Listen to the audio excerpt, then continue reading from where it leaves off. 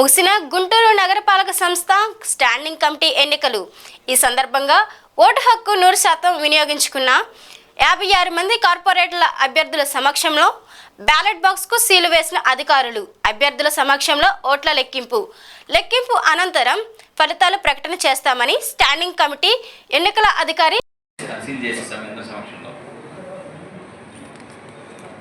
వీటిని ఇప్పుడు ఓపెన్ చేసి మీ సమక్షంలో ఫస్ట్ ఈ బాక్స్లోకి వేస్తాం. కౌంట్ చేస్తాం ఎన్ని ఉన్నాయి.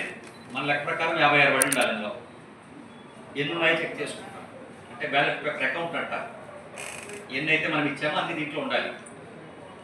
ఫస్ట్ ఇందులో నుండి మళ్ళీ వ్యాలిడ్ ఇన్వాలిడ్ అన్ని దీంట్లోకి వేస్తాం. ఇన్వాలిడ్ అని దీంట్లోకి వేస్తాం. ఇందులో ఏవి వ్యాలిడ్ ఏవి ఇన్వాలిడ్ అనేటువంటిది ఒకసారి చూస్తే మీ అందరికి తెలుసు, మనకు కంటెస్టెడ్ క్యాండిడేట్స్ 12 మంది ఉన్నారు. ఒక్కొక్క కార్పొరేటర్కి 6 ఓట్స్ ఉంటాయి. అంటే 6 ఎన్నుకోవాలి కాబట్టి 6 ఓట్లు ఉన్నాయి. వేరే కార్పొరేషన్స్లో అయితే 5 ఎన్నుకోవాలి కాబట్టి 5 ఓట్లు ఉంటాయి.